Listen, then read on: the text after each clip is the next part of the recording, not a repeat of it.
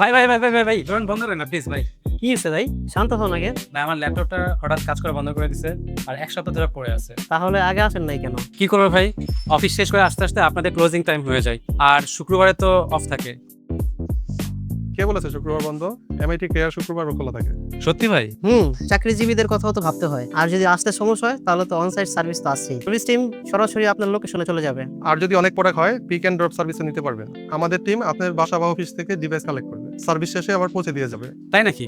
তাহলে তো ভালোই। ছোটখাটো সফটওয়্যার বা সেটিং ইস্যু হলে রিমোট সাপোর্ট তো থাকছেই। অনলাইনে অনেক কিছু সলভ করা যায়। তাহলে তো অনেক ইজি হয়ে গেল ভাই। একদম ঠিক।